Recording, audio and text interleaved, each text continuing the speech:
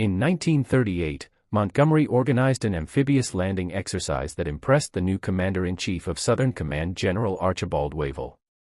He was promoted to the rank of Major General and was given command of the 8th Infantry Division in Palestine. At that position, he was credited in quashing the Arab Revolt. In July 1939, he was sent back to England to command the 3rd Infantry Division. WWII based the United Kingdom entered WWII on September 3, 1939 when it declared war on Germany. The 3rd Infantry Division was deployed to Belgium as part of the British Expeditionary Force. Realizing that the British and the French had little intention to invade Germany, Montgomery predicted a defeat should Germany decide to invade France, and trained his troops for tactical retreat, which paid off when the men of the 3rd Infantry Division effectively fell back toward the French coast. During Operation Dynamo, the evacuation of British and French troops to the United Kingdom, he assumed command of the two corps as Alan Brooke, the previous commanding officer, became the acting commander of the British Expeditionary Force.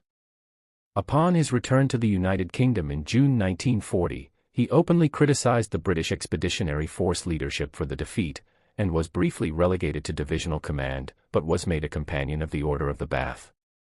In July 1940, he was promoted to the rank of Lieutenant General and was placed in command of the Corps.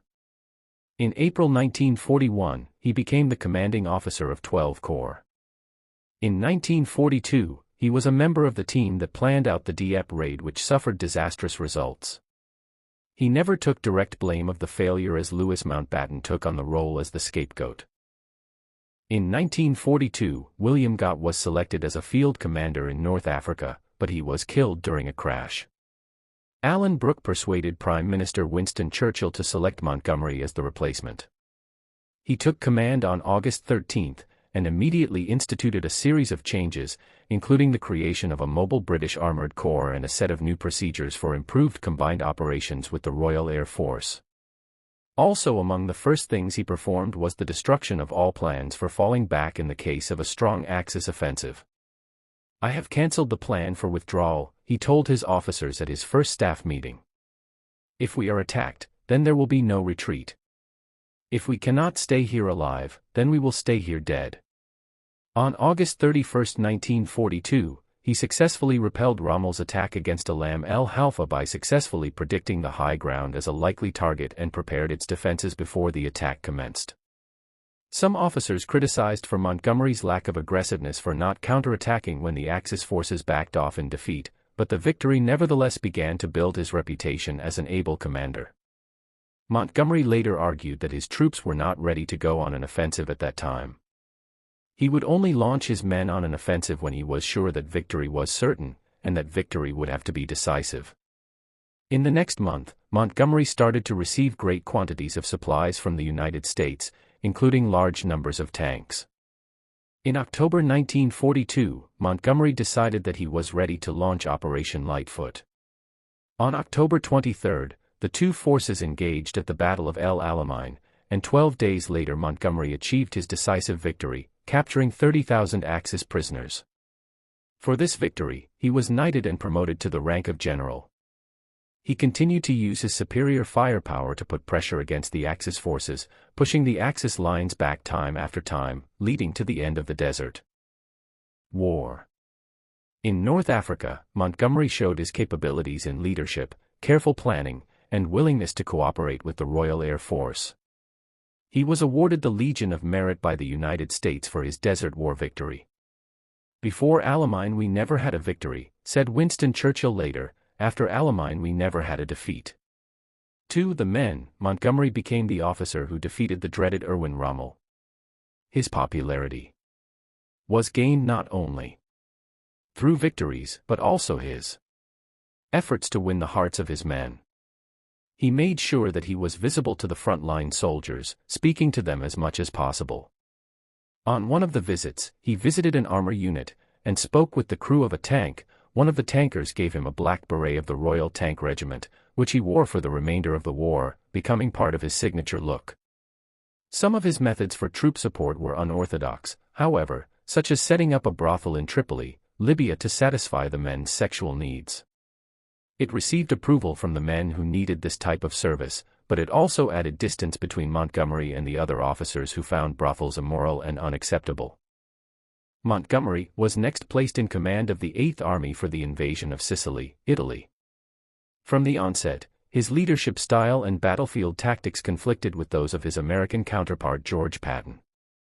The conflict grew into a personal rivalry between Patton and Montgomery, in which Patton moved his troops into territory originally assigned to Montgomery, complaining that Montgomery's troops were advancing too slowly while boasting victories for engagements that should have been fought by the British.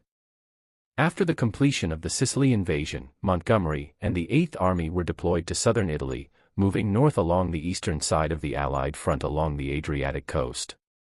He fought a series of tough battles against well-entrenched German forces, and he was once again criticized for moving too slowly.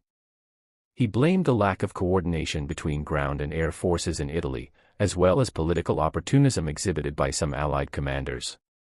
He was transferred out of Italy on December 23, 1943 for the upcoming cross-channel invasion. His return to England, Montgomery was given the 21st Army Group, which encompassed all Allied ground forces that would take part in Operation Overlord, the invasion of Normandy, France. He had wished for the responsibility of overall Allied command, but was unable to secure the position due to politics, since the United States contributed greatly to the campaign in both men and material.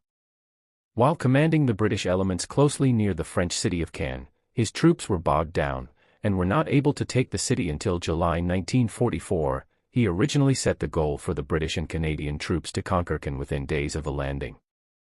This delay gave his political opponents such as Omar Bradley and George Patton opportunities to further criticize him. Nevertheless, once Caen was captured, he was able to use it as a pivot point that eventually led to the major German defeat at the Falaise Pocket. Once the Allied forces secured their footing in France, Montgomery found himself still unable to obtain the position of the Supreme Allied Commander, again for political reasons, as the overwhelming majority of Allied personnel in Europe were American. To appease him, Churchill offered him the title of Field Marshal. Montgomery offered Eisenhower his suggestion for an aggressive assault against Germany. He proposed to Dwight Eisenhower a thrust into the Netherlands to control several key bridges in preparation for a subsequent armor assault across Germany's flat northern plains. Accepted by Eisenhower, Operation Market Garden was launched, but it met a complete failure with heavy loss of lives. Eisenhower, disappointed with the defeat, transferred Montgomery from the front lines to become the commander-in-chief of British occupation forces, but he stressed that Montgomery's skills were not to be doubted. Those critics of Montgomery who assert that he sometimes failed to attain the maximum must at least admit that he never once sustained a major defeat, said Dwight Eisenhower.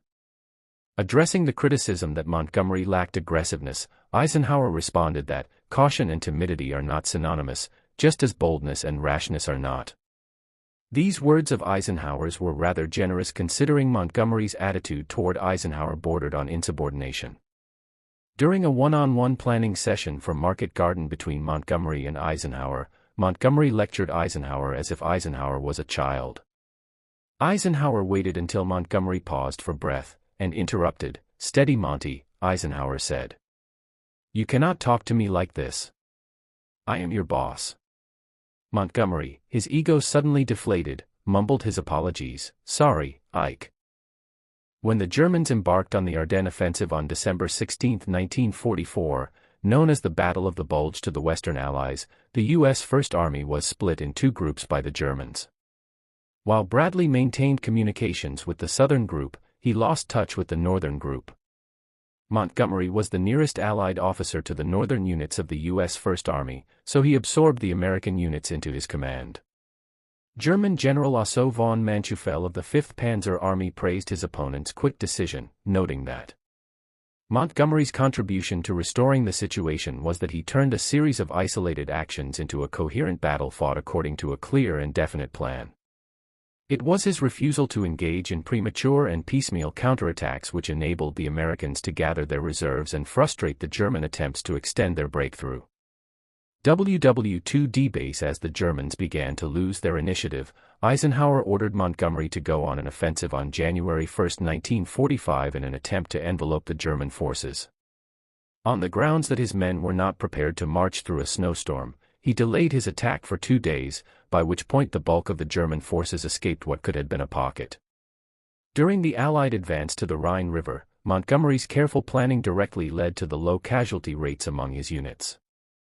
His 21st Army Group was ordered to swing north to take Hamburg, Germany, and to seal the base of the Danish peninsula to block a potential Russian westward advance beyond Berlin. On May 4, 1945, in a tent in the region of Lüneburg Heath in Lower Saxony, Germany, he accepted the surrender of German forces in northern Germany, Denmark, and the Netherlands. Hey guys, hopefully we will feel how to our soldier journey WWII, and connect his feelings and hard work if you like historical story. Then press the subscribe button for more. Thanks dude.